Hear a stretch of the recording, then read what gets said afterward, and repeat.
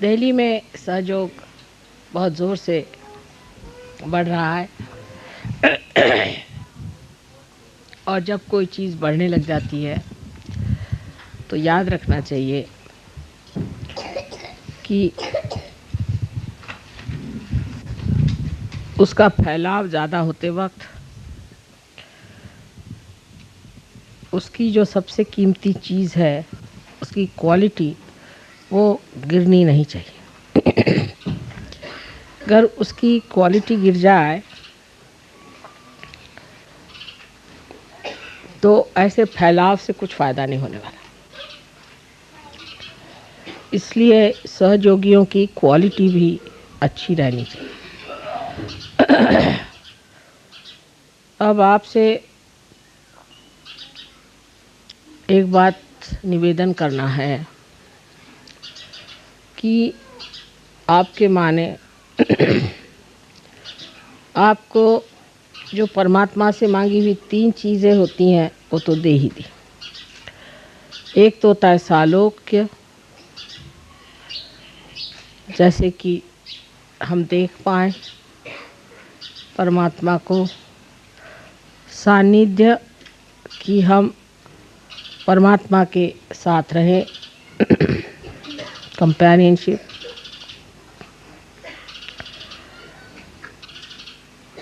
और सामीप्य माने हम परमात्मा के पास रहें। 3 चीज़ तो आपने प्राप्त की और ऐसी बहुत सी बातें हो रही हैं जिससे ये भी आप जान सकते हैं कि हम वास्तव में भगवती हैं। अभी एक फ़ोटो आया हुआ है फ्रांस से, इसमें आप देख सकते हैं कि मेरे हृदय के ऊपर इतना बड़ा प्रकाश समुद्र के किनारे खड़े हुए।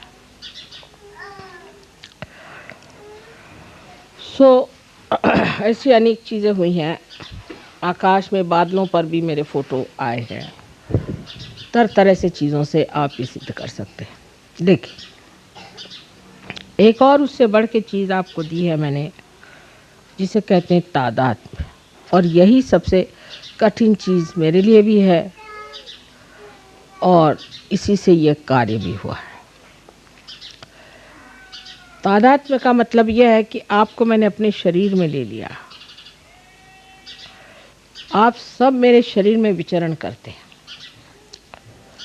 इसीलिए जैसे ही आप मुझे याद करते हैं वैसे कार्य सिद्ध होता है, सबको फ़ायदा होता है। जैसे ही आप मुझे याद करते हैं सारे मेरे शरीर में खबर पहुंच जाती है कि इसको ज़रूरत है। जैसे कि यहाँ उंगली में कहीं अगर चोट ज़रा सी लगी या यहाँ ज़रा सी सुई भी आप लगा दें उंगली में तो सारा शरीर दौड़ेगा कि हाथ को बचा लें। तो सारे भगवान के जितने भी गण हैं, देवदूत हैं, सब आपके लिए दौड़ते हैं कि आपकी रक्षा हो जाए, आपको सुख मिले। आपने जो माना है, मांगा है, वो सब पूरा हो जाए। लेकिन जब आप में कोई दोष हो जाता है तो वो दोष मुझे झेलना पड़ता है।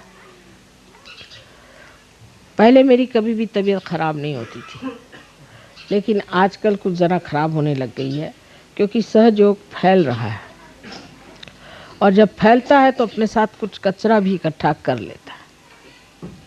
जैसे कल काफ़ी तबीयत ख़राब गई, इसलिए मैंने धर्म पे इतनी लंबी चौड़ी वार्ता की।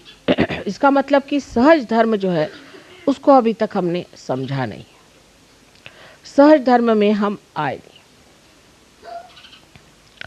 अब सहज धर्म क्या है कि हमारे पास एक विशेष वस्तु है, वो है चैतन्य को जानना। हम चैतन्य को जान सकते हैं, हम पहचान सकते हैं कि चैतन्य क्या है और क्या कह रहा है। लेकिन अधिकतर लोग जब कोई सा भी काम करते हैं, माने सहयोगियों से मेरा मतलब है, तो वो इस चैतन्य को, इन वाइब्रेशंस को नहीं जानते, उसको पहचानते नहीं, उनसे पूछते नहीं, उसका अवलंबन नहीं करते, माने उस पर डिपेंड नहीं करते। वो अपनी जो पुराने तरीके हैं उसी तरीके से देख के चलते हैं और इसीलिए उनका जो बर्ताव है असहज हो जाता है। अगर आप हर बार ये सोचें कि हमें चैतन्य के सहारे चलना है और चैतन्य की संवेदना लेकर चलना है तो आप सहज धर्म में आ जाएंगे। और जब सहज धर्म में आप सब आ जाएंगे तो मेरी तकलीफ़ें अपने आप दूर हो जाएंगी। क्योंकि जैसे ही आप में कोई तकलीफ़ होती है फ़ौरन मेरे चक्र बहुत ज़ोरों में चलना शुरू कर देते हैं और इतने ज़ोर से चलते हैं कि उससे मुझे तकलीफ़ हो जाती है। हालांकि मैं बीमार नहीं कभी पड़ती हूँ, सिर्फ चक्र ज़ोर से चलते हैं और वो बेकार, क्योंकि आपको तो उसका अंदाज भी नहीं लगता, आप तो जानते भी नहीं, कभी कभी आपको उसका लाभ भी नहीं हो सकता। क्योंकि मन से, हृदय से, बुद्धि से, हर तरह से आपको सोचते रहना चाहिए, सतर्क रहना चाहिए कि क्या मैं सहज धर्म में हूँ या नहीं। अब सहज धर्म में मनुष्य जो है वो किसी चीज़ से कॉम्प्रोमाइज़ नहीं कर सकता, क्योंकि अब मैं सहज धर्मी हो गया। आप कोशिश करें कॉम्प्रोमाइज़ करने का, आपको तकलीफ होगी और मुझे भी तकलीफ होगी। अब हम क्या करें माँ, इसमें तो करना ही पड़ता है कॉम्प्रोमाइज़, तो मुझे को सहना ही पड़ेगा, मैं भी क्या करूँ।